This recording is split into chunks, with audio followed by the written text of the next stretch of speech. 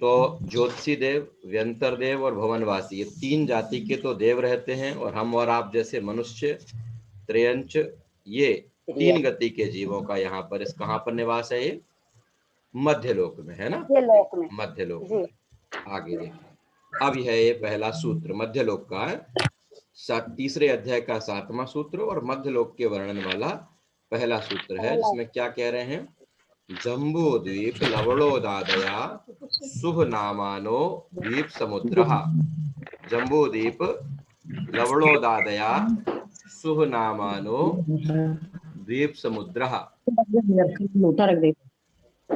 जम्बू द्वीप दादे सुगना मानो द्वीप समुद्र। हाँ ठीक मैं है। पढ़ूं भैया जी? हाँ पढ़ें, बोले।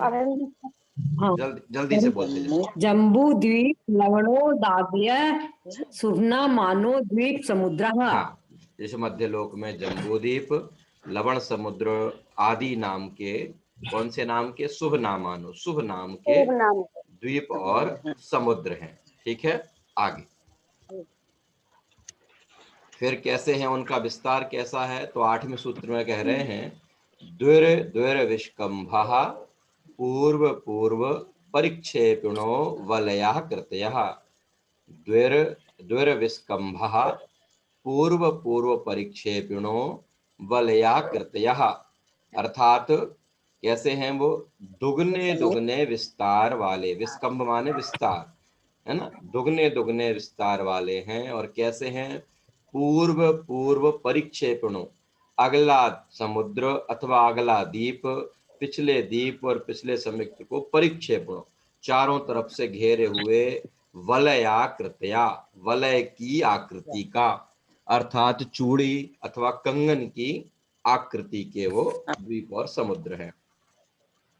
कितने द्वीप और समुद्र हैं? खूब चर्चा हुई थी अपनी इस पर। असंख्यात, और असंख्यात क्या मतलब? 2.5 उद्धार सागर, और 2.5 उद्धार सागर का भी मतलब क्या था? 25 कोड़ा कोड़ी पल्ल के जितने समय हैं, जितने समय हैं। तो यहाँ समय की को आधार बनाकर उन्होंने उसकी संख्या बताई है उधार कि पल्ले में रहता है। 25 कोड़ा कोड़ी उद्धार पल्य के जितने समय हैं, है ना। जब वो उद्धार सागर होगा तो वो 2.5 हो जाएगा, है ना। उद्धार सागर को जब पल्ले में कन्वर्ट करते हैं तो 10 कोड़ा कोड़ी से मल्टीप्लाई करते हैं, और जब उद्धार पल्य को उद्धार सागर में ले जाते हैं तो डिवाइड कर देंगे, तो वो 2.5 बचेगा, है ना। तो 25 कोड़ा कोड़ी पल्य में जितने समय होते हैं उतने मध्यलोक में क्या है? द्वीप और समुद्र है, समुद्र है।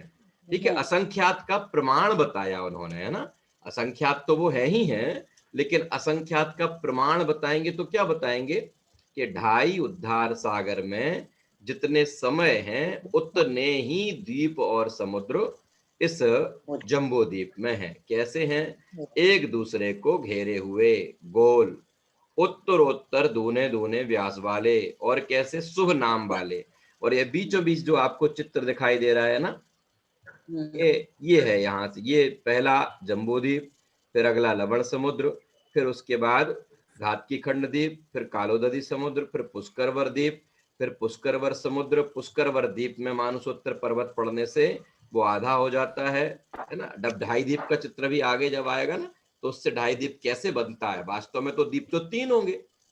तीसरा द्वीप जब आएगा पुष्करवर द्वीप, तो होना तो 3 चाहिए, लेकिन उस तीसरे द्वीप में जब एक पर्वत पूरे में गिरता है तो उसका आधा भाग उस तरफ चला जाता है और आधा इस तरफ, इसलिए वो कहने में क्या आता है? पुष्करार्ध। पुष्करार्ध कहते हैं उसको, पुष्करार्ध कहते हैं। तो जम्बू द्वीप एक, घातकी खंड द्वीप और पुष्कर का आधा, पुष्कर द्वीप, पुष्करवर द्वीप का आधा। तो इनको में, हाँ बोलिए। इसी को 2.5 द्वीप बोलते हैं। इसी को 2.5, इसी को 2.5 द्वीप बोलते हैं। ये 2.5 द्वीप कहलाता है। मनुष्य का, हाँ, जैसे देखो मैं एक बार और मनुष्य स्टॉप करके बताता हूँ क्या कैसी बात चल रही है। माने जम्बू द्वीप है, जम्बू द्वीप के बाद में अगला समुद्र है, ठीक है। अभी समुद्र को गौण कर दो, है ना। गौण कर दो का मतलब समुद्र है तो उसमें काउंट तो है, लेकिन द्वीप की बात चल रही ना। तो जम्बू द्वीप, लवण समुद्र, फिर उसके चारों तरफ घातकी खंड द्वीप, घात की खंड द्वीप के चारों तरफ कालोदधी समुद्र, और फिर अगले द्वीप का नाम है पुष्करवर द्वीप, और उस पुष्कर द्वीप को घेरे हुए है पुष्करवर समुद्र, है ना माया जी। अब क्या आपको याद रखना है, पहला जम्बू द्वीप, दूसरा घात की खंड द्वीप, और तीसरा पुष्करवर द्वीप। तो ये जो तीसरा पुष्करवर द्वीप है, इस पुष्करवर द्वीप में एक मानुषोत्तर नाम का पर्वत है। मानुषोत्तर नाम का पर्वत होने से इस पुष्करवर द्वीप के दो भाग हो जाते हैं, एक मानुषोत्तर पर्वत के अंदर का और एक मानुषोत्तर पर्वत के बाहर का, है ना। तो जो अंदर का पार्ट होता है, यहां तक तो मनुष्य जा सकते हैं, है ना। इसी के कारण से उस पर्वत का नाम ही पड़ गया मानुषोत्तर, माने इस पर्वत से उत्तर, उत्तर माने इस पर्वत से बाद में मनुष्य नहीं जा सकते, इसलिए इस पर्वत का नाम क्या हो गया, मानुषोत्तर पर्वत। और वो पुष्करवर द्वीप आधा बचा, तो आधा बचने से जम्बू द्वीप, घाट की खंड द्वीप और पुष्करार्ध, पुष्करार्ध बोलते हैं ना अधिकतर जगह, आपने सुना होगा पुष्करार्ध, तो पुष्कर का आधा, तो ये कहलाता है ढाई द्वीप। ठीक है, ये कहलाता है ढाई द्वीप। इस ढाई द्वीप में कितने, इस ढाई द्वीप में 5 भरत क्षेत्र हैं, 5 ऐरावत क्षेत्र हैं, 5 विदेह क्षेत्र हैं, और इसके बाद जो आगे आगे द्वीप और समुद्र आएंगे, है ना, वो द्वीप और समुद्र तो अपने अलग हैं। अंतिम द्वीप समुद्र का नाम उन्होंने बताया है, स्वयंभू रमण द्वीप और स्वयंभू रमण समुद्र। ठीक है, इसमें कुछ पूछना, नरेंद्र जी कुछ पूछना, रवीश जी, भाई साहब, अंजू जी, किसी को फिर से आ जाए वापस उसी पर।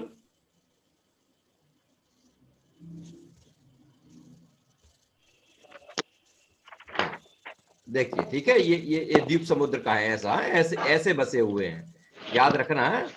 ये इस तरीके से ही है, अपन को लगते चित्र में ऐसे दिखते हैं ना, तो ऐसे नहीं, वो ऐसे ही है ना, गोलाकार। आगे अब वो समुद्र हैं जो उनका जल कैसा है, लवण समुद्र का खारा, वारुणीवर समुद्र का मदिरा के समान, क्षीरवर समुद्र का दूध के समान, घृतवर समुद्र का घी के समान, कालोदधी पुष्करवर और स्वयंभू रमण समुद्र का जल के समान, शेष समुद्र जो है वो इक्षु रस के समान। बहुत बताने की इसमें जरूरत नहीं है, इसलिए सीधा बढ़ते हैं। फिर आगे आता है 9वें सूत्र में मेरु पर्वत के विषय में बता रहे हैं वो, तन मध्य मेरु नाभिर्वृत्तो योजन सत्सहस्त्र विस्कंभो जम्बू द्वीपः।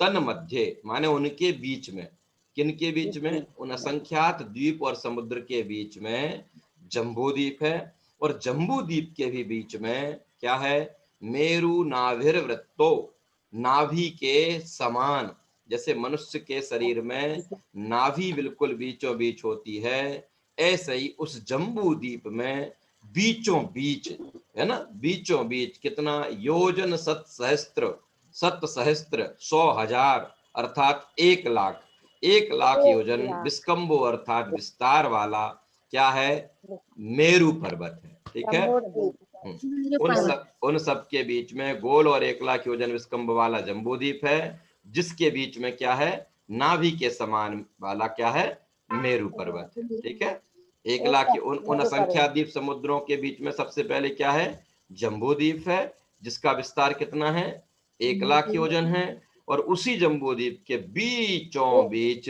नाभि के आकार का क्या है, मेरु पर्वत है। एक मेरु, हाँ, एक मेरु, जम्बू द्वीप का एक मेरु। ठीक है, अब देखो ये आया, जम्बू द्वीप में आकार किसके समान है, सूर्य मंडल के समान, ये दिख रहा है ना, ये सूर्य मंडल के समान है जम्बू द्वीप का आकार है, पूरा ये जम्बू द्वीप का आकार है। कितना व्यास है, 1,00,000 योजन, जिसको मील में अगर कन्वर्ट करेंगे तो क्या बनेगा, 40 करोड़ मील। और इसी के बीच में नाभि के समान ये जो दिख रहा है ना, रेड रेड कलर का, ये जो दिख रहा है, ये क्या है, ये नाभि के समान सुदर्शन मेरु है ना, सुदर्शन मेरु है। फिर आगे बढ़ते हैं, ये अपन जो कल अपन ने देखा था, पीला पीला जो दिख रहा है, ये क्या है, कल अपन ने जो बात की थी, विदेह नगरियां है, विदेह नगरियां, ये बीच में जो सबसे ज्यादा विस्तार वाला है ना, क्योंकि यहाँ से ऊपर से बढ़ते हुए गए ना सब चीजें, तो यहाँ विदेह में सबसे ज्यादा विस्तार मिला, देखो नीचे दक्षिण से उत्तर की तरफ गए तो यहाँ विदेह को इस तरफ से जगह मिली, फिर इधर से घटता हुआ गया तो ऐरावत में फिर वो भरत क्षेत्र जैसी स्थिति आ गई। तो सबसे ज्यादा स्थान किसको मिला है? इस विदेह क्षेत्र को, विदेह क्षेत्र है ना। तो ये 32 नगरियां कल अपन ने देखी थी, और इन 32 नगरियों में 4 स्थानों पर कौन है? 4 तीर्थंकर वर्तमान में विराजमान। जम्बू द्वीप में क्या क्या है तो बताया उन्होंने, ये है कि जम्बू द्वीप में 7 क्षेत्र हैं। ये तो बिल्कुल याद कर लेना, जम्बू द्वीप में 7 क्षेत्र हैं, 6 पर्वत हैं। क्षेत्र कौन से? भरत आदि, भरत, हेमवत, हरि, विदेह, रम्यक, हिरण्यवत और ऐरावत, है ना। ये 7 क्षेत्र है। और 6 पर्वत है, कौन से? हिमवन, महाहिमवन, निषद, नील, रुक्मी और सिकरी। ये 6 पर्वत और है, सिकरी। ठीक है। ये 6 पर्वत है। और पद्म आदि से सरोवर है, पद्म, महापद्म, तिंगिच्छ, केसरी, पुंडरीक, महापुंडरीक, ठीक है। महापुंडरीक और पुंडरीक के 6 क्या है? सरोवर है। और गंगा, सिंधु, रोहित, रोहितास्य, हरित, कांता आदि ये 14 क्या है? ये 14 महानदियां हैं, ठीक है। 14 महानदियां हैं। ये कहां पर है? जम्बू द्वीप का विस्तार है, सब कुछ, है ना। अब आगे चलते हैं। सुदर्शन मेरु के विषय में बता दिया, जो नाभि के आकार का था। कैसा है? कुल ऊंचाई उसकी 1 लाख योजन, है ना। 1 लाख योजन, 1 लाख योजन और 40 योजन दोनों है, अथवा 1,40,000 योजन कह सकते हैं, है ना। इसमें योजन 2 बार लिख दिया ना इन्होंने, 1 लाख योजन, 40 योजन, ऐसा ना करके 1,40,000 योजन, है ना। 40 करोड़ मील उसको बता रहे हैं।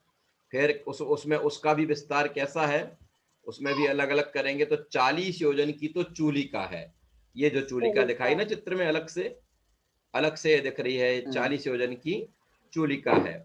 और जड़ माने ये जमीन, यहाँ जमीन में अंदर की तरफ जिसकी नींव है ना, अंदर की तरफ कितना है? 1000 योजन अर्थात 40 लाख मील।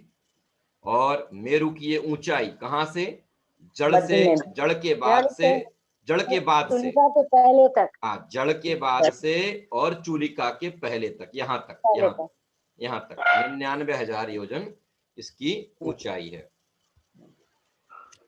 फिर मेरु पर 4 वन हैं।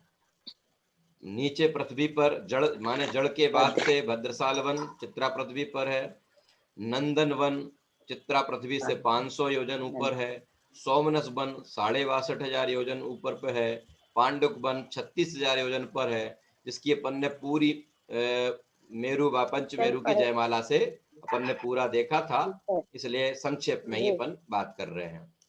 मेरु पर अकृत्रिम चैत्यालय कैसे हैं, जो अपन ने बिल्कुल पूरा एक एक देखा था।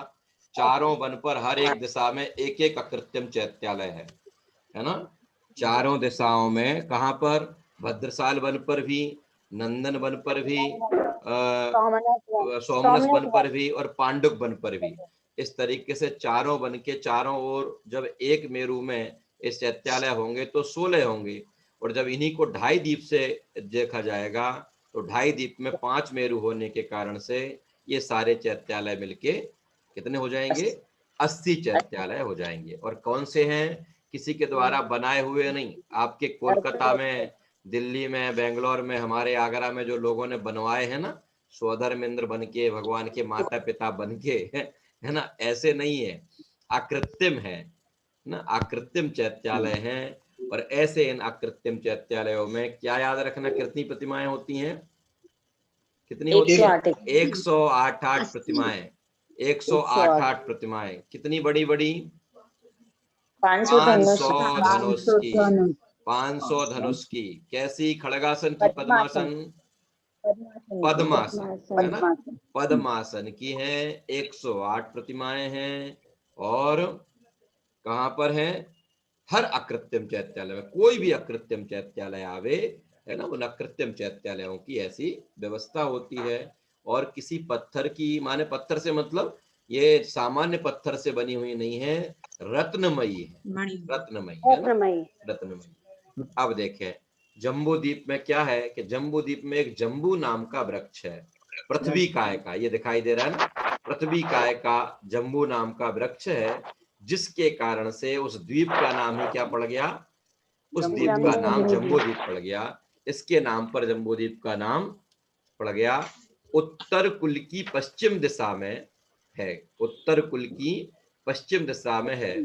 हरित मणिमय, हरित देखो, हरित मणिमय माने हरित, हरित पत्तेमय नहीं, हरित मणिमय है ना। हरित पत्तेमय तो क्यों नहीं, क्योंकि वनस्पति काय का होता तो हरे पत्ते होते, तो पृथ्वी काय का है तो क्या है फिर, हरी मणिया है ना, हरित मणिमय। और स्थिर स्कंध वाला, स्थिर स्कंध का मतलब क्या, जैसे स्कंद माने वो जो टहनियां होती है ना, तो टहनियां अगर वो उसकी वनस्पति काय की हो तो वो हिलती हैं, हवा में हिलेंगी, तेज हवा आने पर हिलेगी, पर ये स्थिर स्कंद है इसके, ये टहनियां हिलेंगी ही नहीं। क्यों नहीं हिलेंगी, क्यों नहीं हिलेंगी, क्योंकि हवा ये कोई वनस्पति काय नहीं है ना, तो पृथ्वी काय का है ना, तो ये वैसे हिलने वाली नहीं है, इसलिए स्थिर स्कंद वाली। और पृथ्वी का एक वृक्ष है ना, जम्बू वृक्ष जो है वो पृथ्वी का एक वृक्ष है, जिसमें क्या है, 4 शाखाएं हैं जो दिखाई दे रही हैं अपन लोगों को, एक ये, एक ये, एक ये और एक ये, 4 शाखाएं हैं, जिसमें उत्तर दिशा की शाखा में जिन भवन है। ये उत्तर दिशा की जो शाखा है, इस शाखा पर जिन भवन है, बाकी 3 शाखाओं पर व्यंतर देवों के भवन है, व्यंतर देवों के भवन है। और जम्बू वृक्ष से सहित उसके परिवार वृक्ष कितने हैं, 1,40,120। ठीक है, आप लोगों को याद होगा अपन लोगों ने कमल जब देखे थे तो एक कमल के परिवार कमल कितने थे, 1,40,115 है ना, 1,40,115 तो कमल हैं। और जम्बू वृक्ष के जो साथी वृक्ष हैं वो कितने हैं, परिवार वृक्ष, 1,40,120। तो आपको याद रखना हो तो याद रखना कि कमल से 5 ज्यादा वृक्ष हैं, तो आपको दोनों याद रह जाएंगे जी। अब है ये गजदंत। गजदंत क्या होता है, कहां पर है, ये मैंने उस समय भी आपको रोका था, अभी भी स्टॉप करके आगे बताऊंगा। बस इतना जान लें कि गज के दांत जो होते हैं ना, 2 प्रकार के दांत होते हैं ना, एक खाने के और एक दिखाने के। तो दिखाने वाले, ये दिखाने वाले गज के आकार, गजदंत के आकार का पर्वत है ना, नील, यहाँ पे ये सुमेरु पर्वत है, इस सुमेरु पर्वत से लगा हुआ नील आदि जो इधर नील पर्वत है, इधर सुमेरु पर्वत है, यहाँ गजदंत है। वो किस तरीके से व्यवस्था में है वो भी आगे अपनी क्लास में आगे आएगा, ठीक है। गंधमादन, माल्यवान, सौमनस्य, विद्युत प्रभ आदि। और कैसे हैं, सुवर्ण, गंधमादन जो है वो सुवर्णमय है, पश्चिम से उत्तर में है। माल्यवान बैडूरमणि में है, पूर्वोत्तर में है। सौमनस्य जो है वो रजतमय है, पूर्व दक्षिण में है। और विद्युत प्रभ जो है वह भी सुवर्णमय है और दक्षिण से पश्चिम की ओर है। आगे अब आता है जिन 7 क्षेत्रों के नाम अभी अपन लोगों ने नहीं पढ़े थे, उसमें केवल ये आया था कि ये 7 क्षेत्र हैं जम्बूद्वीप में। 10वें सूत्र में उनके नाम बताते हैं। भरत हेमवत हरि विदेह रम्यक हैरण्यवतैरावत वर्षा क्षेत्राणि। भरत क्षेत्र, हेमवत क्षेत्र, हरि क्षेत्र, विदेह क्षेत्र, रम्यक क्षेत्र, हैरण्यवत क्षेत्र। मैं रिवीजन केवल इसलिए करा रहा हूं कि जितनी बार अपन पढ़ेंगे ना उतनी बार ये याद रहेगा। अभी अपन ने 5-7 बार पढ़ने में आ गया ना, मैं रिवाइज रोज क्लास पढ़ता था, उसके पहले भी याद कराता था, आज पूरा अपन इसी पर ही बात कर रहे हैं। तो अब आपको सोते में भी याद आएंगे तो पता लगेगा कि जम्बूद्वीप में 7 क्षेत्र हैं। भरत हेमवत हरि विदेह रम्यक हैरण्यवत ऐरावत, ये 7 क्षेत्र हैं और 6 पर्वत हैं, वो आगे आएगा। ये पूरा देखो यहाँ बताया जा रहा है। भरत क्षेत्र में 5 मलेच्छ खंड है, 1 आर्यखंड है। हेमवत क्षेत्र जो है वहां जगन्य भोग भूमि रहती है हमेशा हमेशा, क्योंकि हेमवत हरि और रम्यक हैरण्यवत और विदेह आदि इन माने ऐरावत और भरत को छोड़कर अन्य किसी भी क्षेत्र में काल परिवर्तन का कोई काम नहीं है। हमेशा एक जैसा रहने के कारण से यहाँ स्पष्ट उन्होंने कह दिया कि हेमवत क्षेत्र में हमेशा जगन्य भोग भूमि ही रहेंगी। हरि क्षेत्र में जो है, क्षेत्र कहो अथवा हरि वर्ष कहो, है ना, वर्ष कहो एक ही बात है, मध्यम भोग भूमि रहेगी। विदेह क्षेत्र के विषय में जैसा अपन ने कल जाना था कि विदेह क्षेत्र में दोनों चीजें हैं। क्या क्या है? कर्म भूमि और कर्म भोग भूमि भूमि। भी है और भोग भूमि भी है। विदेह क्षेत्र की जो 32 नगरियां हैं, है ना, 32 नगरियां हैं। सीता सीतोदा नदी के कारण से उसके जो दो दो पार्ट हो जाते हैं, तो सब मिला के चार पार्ट जो बनते हैं, तो विदेह क्षेत्र के हर पार्ट में 8-8 नगरी होने से वो 32 नगरियां हैं। उन 32 नगरियों में तो चौथा काल रहता है ना, कर्म भूमि रहती है वहां। उन 32 नगरियों में कर्म भूमि है। और ये जो देवकुरु और उत्तर कुरु जो अपन ने देखा था ऊपर के उसे, जहां से वो नदियां निकल रही थी उसके पास में, है ना, देवकुरु और उत्तर कुरु वाली जो जगह है, वो पार्ट में क्या था? उत्तम भोग भूमि थी, उत्कृष्ट भोग भूमि थी। और इधर फिर रम्यक भाग से स्टार्ट हुआ तो फिर वैसा ही का वैसा विदेह क्षेत्र के इस तरफ भी मध्यम भोग भूमि और विदेह क्षेत्र के उस तरफ भी मध्यम भोग भूमि। फिर हिरण्यवत में जगन्य भोग भूमि और ऐरावत में काल का परिवर्तन होता है, इसलिए कोई फिक्स उन्होंने भूमि की बात नहीं की है ना। अगर एक जैसा रहता तो यहाँ भी बता देते कि भोग भूमि की कर्म भूमि, पर यहाँ जब पहला दूसरा तीसरा काल होता है तो भोग भूमि रहती है और फिर कर्म भूमि हो जाती है चौथे काल से ना, से कर्म भूमि होती है, 5वें 6वें काल तक कर्म भूमि चलती है। इस तरीके से ये यहाँ का व्यवस्था है।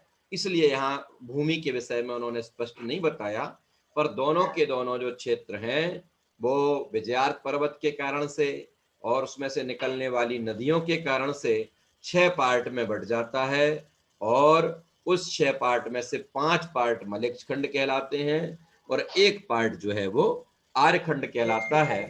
और इन्हीं 6 पार्ट्स को चक्रवर्ती जब जीतने के लिए निकलता है तो 5 मलेच्छ खंड और अपना आर्यखंड, इन 6 खंड को विजय करके वापस आता है। कितने हजार वर्ष में? 60,000 60,000 60,000 वर्षों तक वो दिग्विजय के लिए जाते हैं। सोचो, भरत चक्रवर्ती के विषय में लोग कहते हैं ना, चक्रवर्ती हैं बहुत महान भाग्यशाली हैं, है ना। भरत चक्रवर्ती के विषय में कहते हैं बहुत भाग्यशाली है। और भरत चक्रवर्ती खुद अपने विषय में क्या कहते हैं? वो अपने आप को भाग्यशाली नहीं मानते, वो अपने आप को अभागा कहते हैं। क्यों? क्योंकि उन्हें 3 समाचार मिले थे ना एक साथ। मिले। कौन से मिले थे? पुत्र रत्न की प्राप्ति, आयुधशाला में चक्र रत्न की प्राप्ति, और तीसरा मुनि आदिनाथ को केवल ज्ञान। केवल ज्ञान 3 मिले थे समाचार के नहीं? अब जरा सोचो आप, जो जिसके परिवार के माने जिसके स्वयं, भैया जी हाँ जरा सा ये 3 वापस से बोलिए ना। 3 हाँ 3 माने आयुधशाला में, माने उनकी आयुधशाला माने उनके जो शस्त्र आगार होता है, अस्त्र शस्त्र एक बार का बीच में आगार, मत। अस्त्र शस्त्र का जो आगार होता है उसमें चक्र रत्न की उपलब्धि और स्वयं के यहाँ पुत्र रत्न की प्राप्ति और तीसरा मुनि आदिनाथ को केवल ज्ञान की प्राप्ति।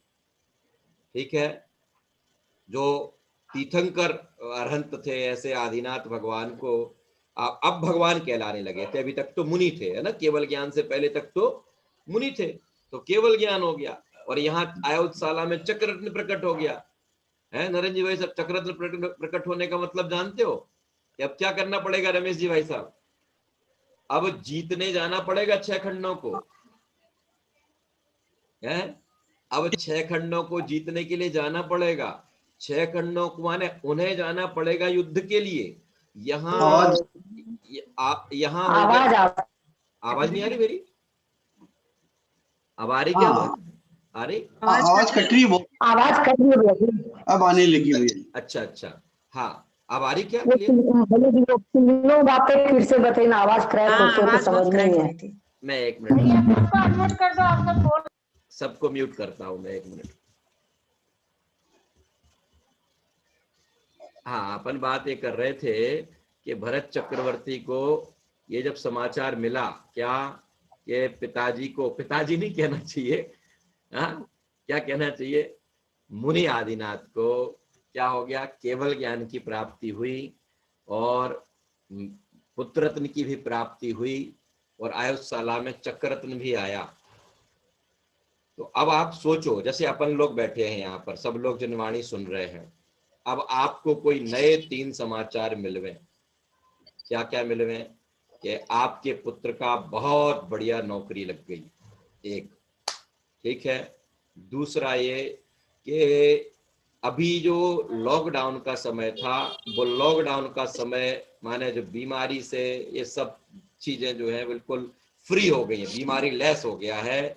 और जिनकी क्लासेज आपने लॉकडाउन पर सुनी है ना, जिनकी क्लासेज आपने, जिन जिन की भी, जिन जिन विद्वानों की अथवा मुनिराजों की जिनकी भी आपने क्लासेस सुनी हैं, बोले ये सब आपके शहर में आ गए हैं और अपना अपना समय माने जितना समय है 9 से 10 या जो भी जो समय है, इस समय पर उनका ऑफलाइन स्वाध्याय चलेगा, है ना, एक ये।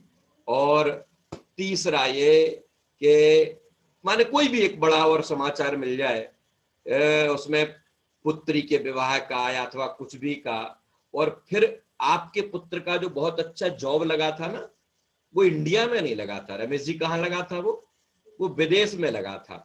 तो वो आपका वो इकलौता पुत्र था, वो आपको अकेला छोड़ना नहीं चाहता था। तो उसने क्या कहा, क्या कहेगा वो बताओ जरा, अरे बोलो एक जन कोई क्या कहेगा? पापा मम्मी हम तो आपको अपने साथ ही ले चलेंगे, ठीक है। तो वो ये कह रहा है कि पापा मम्मी हम आपको साथ में ले चलेंगे, बहुत बढ़िया नौकरी लगी है ना, करोड़ रुपए का पैकेज है, तो खुशी तो बहुत है ना। लेकिन जिनकी कक्षाएं आप परोक्ष में सुनकर आनंदित हो रहे थे ना, जिनकी कक्षाएं आप परोक्ष में सुनकर आनंदित हो रहे थे, उनकी कक्षा अब आपको आपके शहर में सुनने मिलने वाली है, तो आपको वो छोड़ के जाना पड़ रहा है, तो मन कैसा कर रहा होगा? बोलो। नहीं जाने का है? जाना तो पड़ेगा, क्योंकि मैं अपना पुत्र इकलौता है ना, जाना पड़ेगा क्योंकि पुत्र इकलौता है, उसके साथ अभी अपन ने विवाह भी नहीं किया, वो साथ में रखना चाहता है ना, ये जो भी बातें हो, तो अपन को इतने कारणों से अपन उसके साथ, उसकी जॉब नौकरी से तो खुश हैं, लेकिन जो काम हम करना चाह रहे थे ना, जो काम हम करना चाह रहे थे, वो काम हमें करने नहीं मिल रहा, तो कितना खेद होगा। सोचो, भरत चक्रवर्ती को अपन लोग तो गुणगान कर रहे हैं बहुत, लेकिन भरत चक्रवर्ती वहां जब तीर्थंकर मुनिराज को केवल ज्ञान की प्राप्ति हुई, अब उनकी दिव्य ध्वनि खिलेगी, सारा शहर और आसपास के सब लोग उनकी दिव्य ध्वनि सुनने जाएंगे, और खुद का बेटा कहाँ जाएगा? 6 खंड को जीतने के लिए। तो कैसी स्थिति हो रही होगी उसकी, है?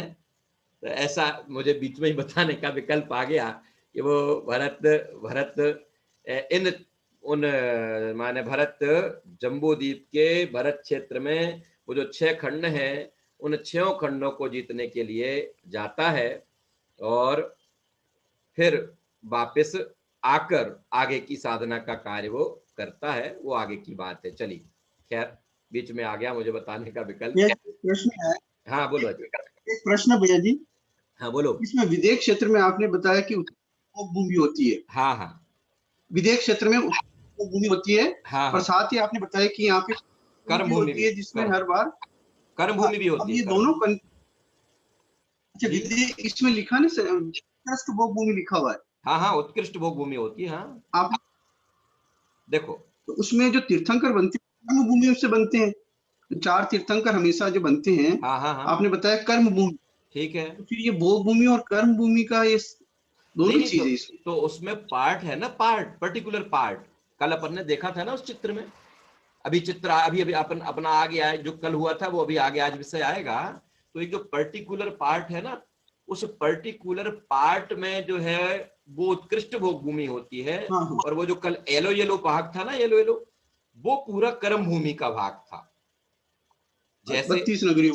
हाँ, जैसे जैसे अपने यहाँ होता है ना कि इतने पार्ट में समुद्र है और इतने पार्ट में थल है, स्थल है, ऐसे ही वो जो विदेश क्षेत्र का जो पार्ट है, उसका जो पर्टिकुलर पार्ट है ना, वो नदियां जहां से निकलती हैं उतने क्षेत्र में, एक ऊपर की तरफ और एक नीचे की तरफ, एक देवकुरु है और एक उत्तर कुरु है, तो पर्टिकुलर उतने भाग में तो वहां भोग भूमि रहती है ना।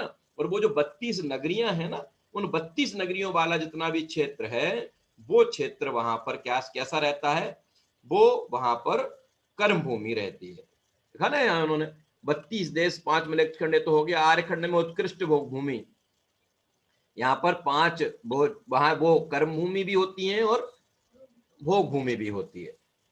ठीक है नरेंद्र जी, वैसे कुछ समझ में आया?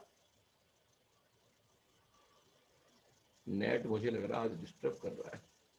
हाँ, थोड़ा भैया कंफ्यूजन। जी, हाँ हाँ बोलो, कौन बोल रहा था? हाँ नरेंद्र जी, वैसे याद रखना दोनों है वहां पर, है ना, भोग भूमि भी है और कर्म भूमि भी है। और कर्म भूमि भी याद रखना बदलने वाली नहीं है। भरत क्षेत्र में तो चेंज आता है, हाँ, रावत क्षेत्र में तो चेंज आता है, वहां हमेशा बिल्कुल। चौथा काल बरतता है, हमेशा चौथा काल बरतता है ना। चल बिल्कुल। आगे बढ़ते। भैया जी, हाँ जो भोग भूमि के लोग हैं, नहीं कर्म भूमि के लोग हैं विदेश क्षेत्र में, हाँ हाँ, वो भोग भूमि में, उत्कृष्ट भोग भूमि में जा सकते हैं वहां पे नहीं नहीं नहीं, एट ए ऐसा गिवन नहीं नहीं टाइम? नहीं नहीं, ऐसा नहीं है, वो पार्ट अपना अपना पार्ट है भाई। आप ये सोचो ना, देखो मैं बताता हूँ आपको, थोड़ा स्टॉप करता हूँ। देखो वो कैसा है, भोग भूमि में जिसको जन्म प्राप्त हुआ है ना, उसका उससे उसके हिसाब से पुण्य का उदय है। जैसे मान लो ऊर्ध्वलोक की व्यवस्था है, ऊर्ध्वलोक में पहला जोड़ा कौन सा है, स्वधर्म और ईशान स्वर्ग का। दूसरा, फिर इसके बाद दूसरी स्वधर्म ईशान के बाद सानत कुमार और ईशान इंद्र का, है ना। तो अब वो है भैया तो जी आवाज बहुत क्रैक हो रही है। मुझे लग रहा आज नेट थोड़ा प्रॉब्लम कर रहा होगा, है ना। अब आप लोग खुद अपने आप को म्यूट कर लें तो हो सकता है शायद बराबर आए। भैया जी आवाज बहुत आज डिस्टर्ब हो आपकी आवाज ब्रेक ब्रेक होके आ रही है। आवाज बहुत डिस्टर्ब हो रही है भैया जी, अच्छा पूरा चलिए, अब अभी आ रही क्या? अब मुझे हाँ, आ रही है अभी। लग तो वो नेट का इशू रहा है, हो सकता है नेट बार बार डिस्टर्ब कर रहा हो। अब अभी आ रही क्या, करूं स्टार्ट? हाँ, आ रही है अभी। हाँ देखिए, अपन बात ये कर रहे थे कि जैसे ऊर्ध्वलोक है मान लीजिए, है ना, ऊर्ध्वलोक की व्यवस्था में जब अपन पढ़ेंगे तो ऊपर ऊपर विमान है, तो पहले 2 विमान, उसके ऊपर दूसरे 2 विमान, तो वो कहलाएगा तो पूरा ऊर्ध्वलोक ही। पर अब वो जो पहले विमान में निवास करने वाले जो हैं, वो उतना पुण्य लेके आए हैं, वो वहां रहेंगे, उससे ज्यादा वाले और ऊपर रहेंगे, उससे ज्यादा वाले और ऊपर रहेंगे। तो ऐसे ही विदेह क्षेत्र में जो भोग भूमि का पुण्य लेके गया है, वो उस भोग भूमि में ही रहेगा, वो उतने काल तक उस भोग भूमि में रहेगा। और जो कर्म भूमि की योग्य कर्म करके गया है, वो उस कर्म भूमि में रहेगा। और वो ये कर्म भूमि वाला अपने पुरुषार्थ के अनुसार वहां से 5 गति, 4 गति और 5वीं गति की भी प्राप्ति कर सकता है। परंतु वो जो भोग भूमि वाला होगा, वो वहां पर किसी प्रकार के छल आदि का कार्य ना होने से, बहुत कमाई धमाई का कोई कार्य नहीं करना, इसलिए कोई ऐसे काम ना होने के कारण से वो देवगति में ही जाता है। भोग भूमि का जीव जो है वो देवगति में जाएगा, ऐसा है, यहां वहां जाने का कोई काम नहीं है। चलिए आगे अगले सूत्र में बता रहे हैं कि वो जो उनको विभाजित करने वाले 7 क्षेत्र जो थे, उन 7 क्षेत्रों को विभाजित करने वाले जो 6 पर्वत हैं, तद विभाजना पूर्व परायता हिम्बन महाहिम्बन निषद नील रुक्मी शिखरणो वर्षधर पर्वतः, वर्षधर पर्वतः, है ना। उन क्षेत्रों को विभाजित करने वाले स्पष्ट सूत्र में से नाम है, बहुत स्पष्टीकरण की आवश्यकता नहीं है। हिमबान पर्वत, महाहिम, बार बार ये कहने में हिमबन आता है, वास्तव में हिमबान है ना। हिमबान पर्वत, महाहिमवान पर्वत, निषद, नील, रुक्मी और शिखरी, ये 6 वर्षधर हैं, है ना। वर्षधर, वर्षधर 6 वर्ष 6 क्षेत्रों में विभाजित करने के कारण से इनको वर्षधर कहने में आता है। भरत क्षेत्र को भरत वर्ष भी कहते हैं ना, ऐसा। अब अगला आता है कि ये जो पर्वत है, इन पर्वतों के वर्ण कैसे हैं। हेमार्जुन तपनीय वैडूर रजत हेममया, वो जो पर्वत है वो हेम अर्थात सोने के समान, पहला पर्वत सोने के समान, दूसरा अर्जुन अर्थात चांदी के समान, तीसरा तपाए हुए सोने के समान, चौथा वैडूर्य मणि के समान, पांचवा फिर रजत के समान और छठवां सोने के समान। बहुत इसमें स्पष्टीकरण की आवश्यकता नहीं है। आगे अब वो कैसा है। मणि विचित्र पार्श्वा उपरि मूले च तुल्य विस्तारः, कैसे हैं वो पर्वत। मणि विचित्र पार्श्वा माने मणि आदि से वो खचित है, मणिमय है। और कैसे हैं। उपरि मूले च, उपरि अर्थात ऊपर, मूले अर्थात मूल में, च अर्थात मध्य में, तीनों जगह से तुल्य विस्तारा, समान विस्तार वाले अर्थात इस दीवाल के समान है, ऐसी दीवाल के समान वो पर्वत है। क्लियर, क्लियर हुआ।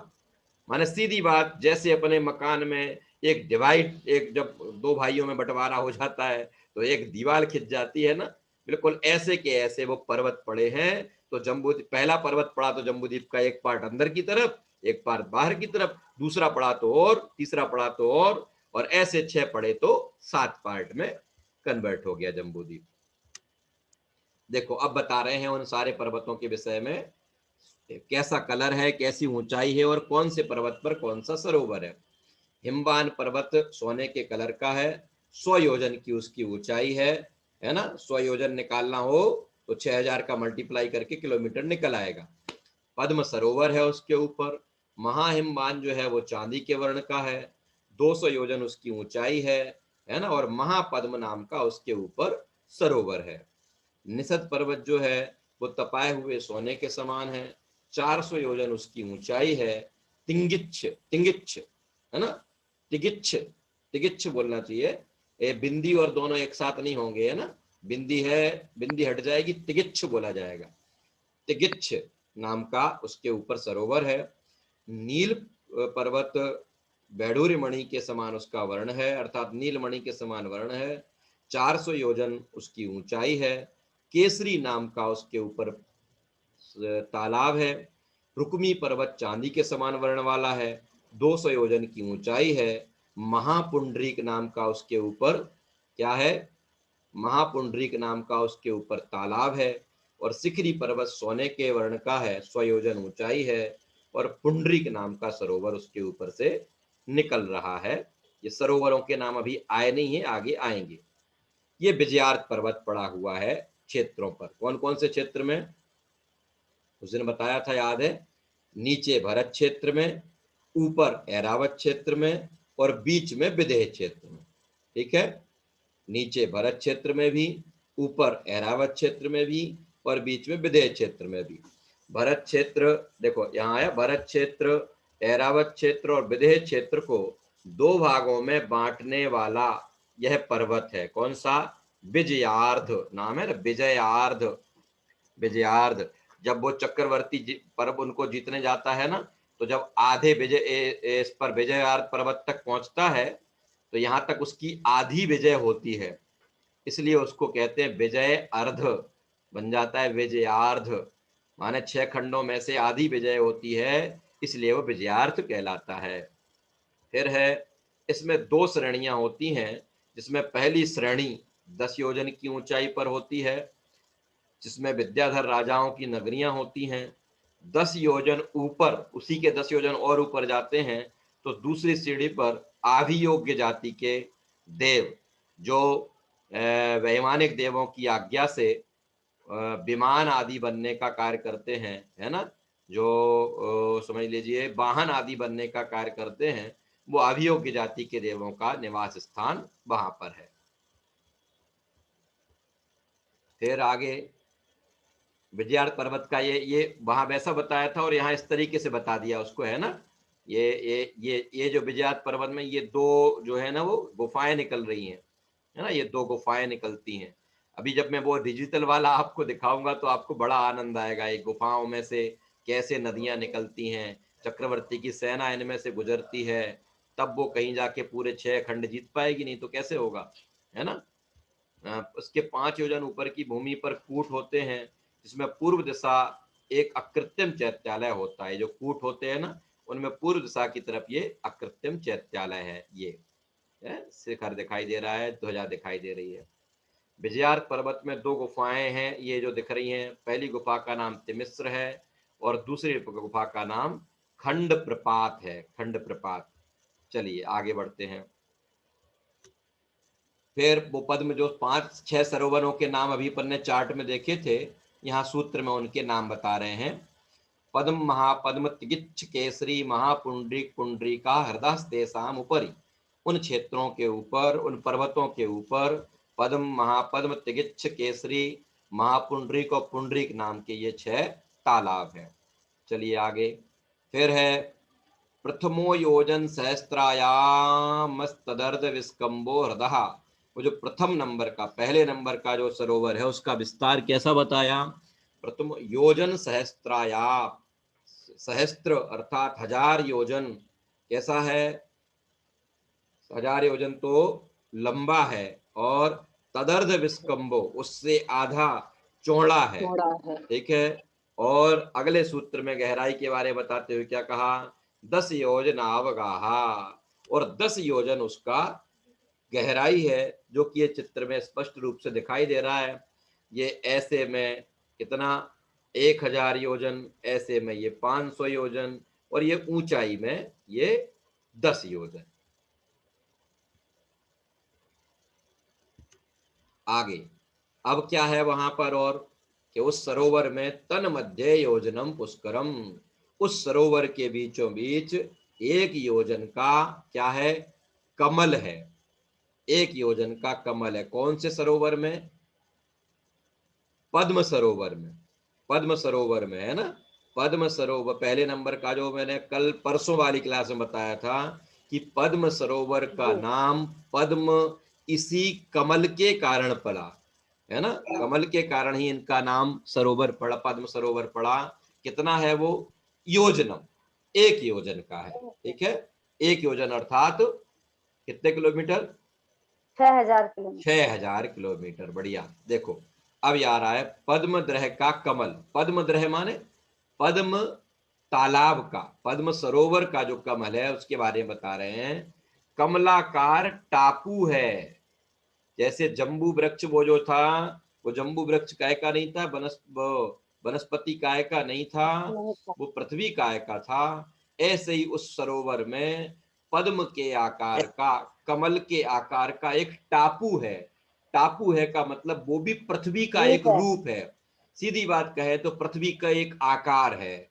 पृथ्वी जो है वहां पर उसने उतने स्थान पर पृथ्वी कमल के आकार की है ना। मतलब पत्थर का बना हुआ होगा। हाँ, वो पृथ्वी जो है वहां उतने क्षेत्र की जो पृथ्वी है ना, वो उतने क्षेत्र की पृथ्वी कमल के आकार की है ना।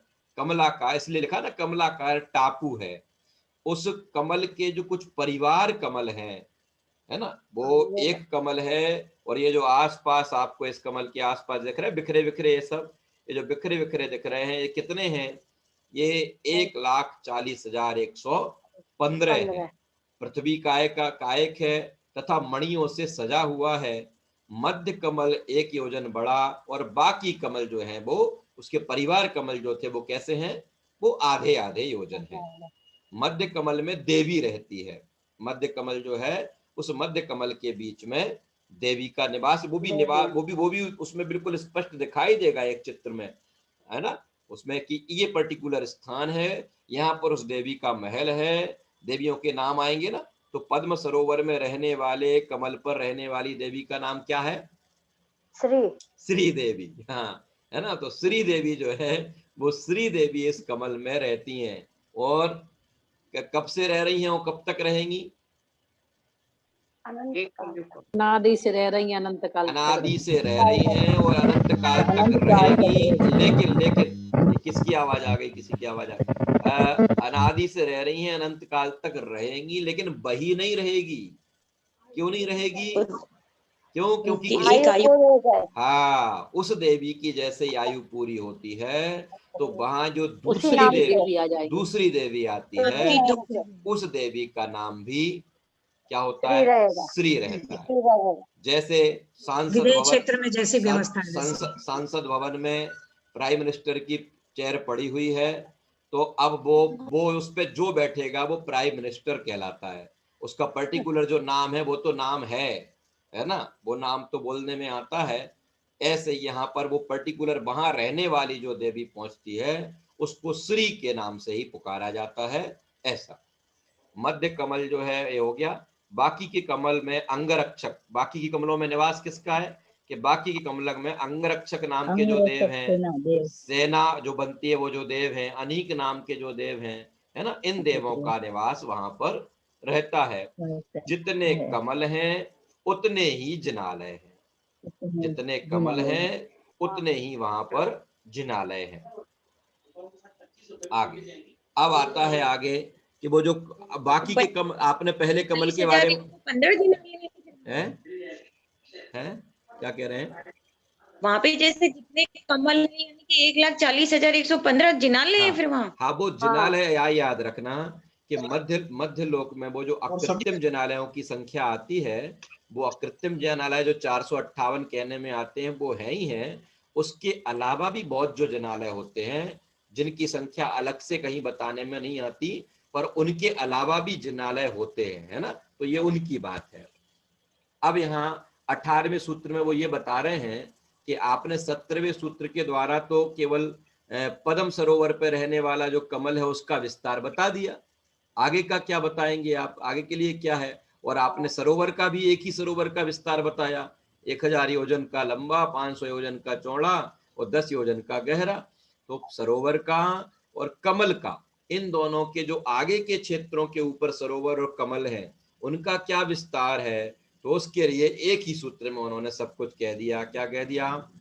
तद्द्विगुण द्विगुणा हृदः पुष्कराणि च, तद्द्विगुण द्विगुण हृदः पुष्कराणि च, फिर उससे दुगने दुगने, है ना, दुगने दुगने कहां तक?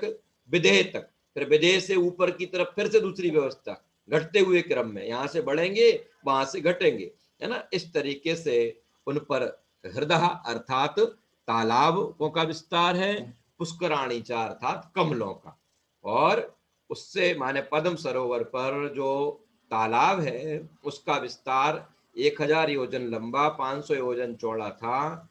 तो अगला जो महापद्म नाम का सरोवर है उसका विस्तार 2000 योजन लंबा, 1000 योजन चौड़ा और 10 दूनी 20 योजन गहरा, है ना। और पहला जो कमल था वो उल्टा बोल गए। हाँ ऐसा ही है भाई। पहले पर 1000 योजन, 500 योजन और 10 योजन, तो दूसरे पर 2000 योजन, 1000 योजन और 20 योजन। 2000 योजन की लंबाई, 1000 योजन की चौड़ाई और 20 योजन की गहराई। और जो पहला कमल था वो योजन का था, 1 योजन का था, तो दूसरा जो कमल होगा वो 2 योजन का हो जाएगा, तीसरा जो है वो 4 योजन का हो जाएगा, है ना, इस तरीके से। और आगे भी चार्ट भी आएगा तो उसमें अपन और देख लेंगे, ठीक है। अब आगे आता है कि वो जो कमल में जो देवियां रहती हैं, आपने तो बता दिया, हम तो सोचते ही रहेंगे कौन कौन रहता है। आवाज बहुत क्रैक हो रही है। आवाज क्रैक हो रही है। हाँ जी, अब आ रही क्या आवाज? चलिए अब हाँ, फिर आगे क्या कहते हैं आचार्य देव से? हमने क्या पूछा कि हे आचार्य देव, आपने वो देवियों का निवास तो बता दिया, पर हमें नहीं पता कौन सी देवियां हैं, तो हम तो सोचते ही रहेंगे क्या पता कौन सी देवी रहती होगी। तो उन्होंने उन देवियों के नाम हमें बताए। तन्निवासिन्यो देव्यः श्री ह्री धृति कीर्ति बुद्धि लक्ष्म्या पल्योपम स्थित्याः ससामानिक परिषद कहा। उन पर रहने वाली जो देवियां हैं उनके नाम क्रमशः श्री, ह्री, धृति, कीर्ति, बुद्धि और लक्ष्मी, ये देवियां उस पर रहती हैं, जिनकी आयु भी तो लगे हाथ उन्होंने तुरंत बता दी कि कितने समय तक रहेंगी। पल्योपम, 1 पल्य तक, और 1 पल्य को निकालने के लिए व्यवहार पल्य से उद्धार पल्य से जाते हुए अद्धा पल्य तक पहुंचा जाता है ना। तो 1 अद्धा पल्य में वो जो होता है वो उतनी आयु उनकी होती है। आगे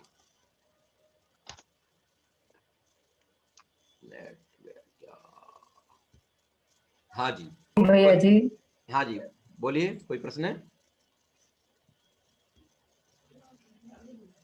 श्री हिरी धृति ये जो है, अब उनमें जो 6 देवियां हैं, आवाज आ रही रमेश जी? 6 देवियां जो हैं, उन 6 देवियों में से 3 देवियां जो हैं वो स्वधर्म इंद्र की आज्ञा में रहती हैं, और कीर्ति बुद्धि और लक्ष्मी ये 3 देवियां जो हैं वो ईशान इंद्र की आज्ञा में रहती हैं, है ना।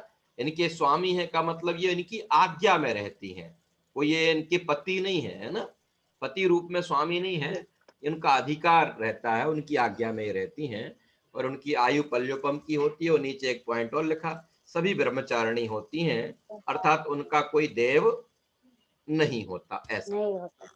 अब देखो ये पूरा चार्ट है, जिससे आपको और क्लियर हो जाएगी पूरी बात जो अभी तक अपन ने पढ़ी थी। समय बहुत हो गया है, रोक दूं? चलो ये इस चार्ट के बाद रोक देते हैं, नहीं तो फिर देख लें 1 मिनट में। हाँ इसको, हाँ इसको देख लेते। पद्म सरोवर जो है उसकी लंबाई 1000 योजन, चौड़ाई 500 योजन, गहराई 10 योजन, कमल का व्यास 1 योजन, देवी का नाम श्री।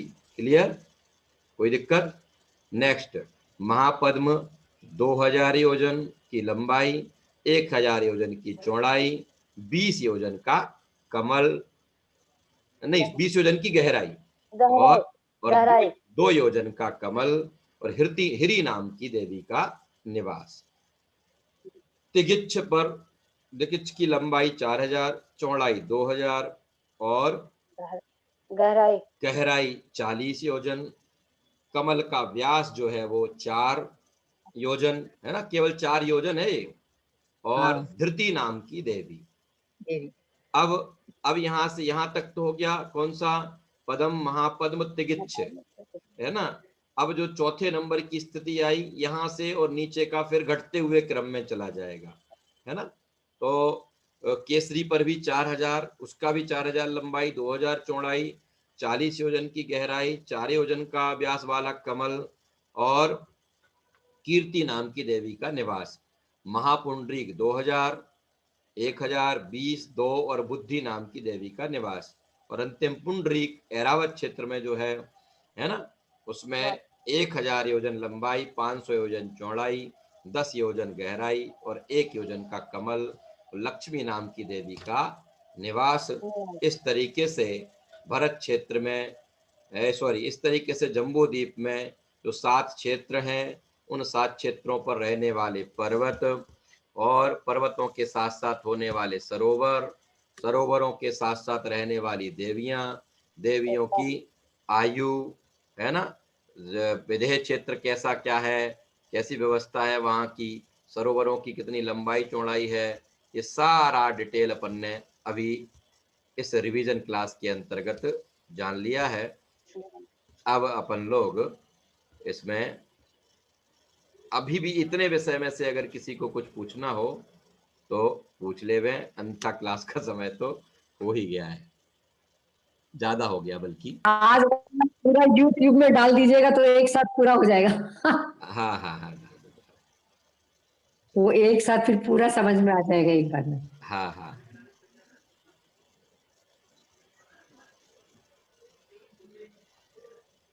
करें विराम लें, चलिए कल 3:15 बजे फिर से मिलते हैं। जय जिनेंद्र। जय जिनेंद्र। जय जिनेंद्र। जय जिनेंद्र। जय जिनेंद्र सभी को।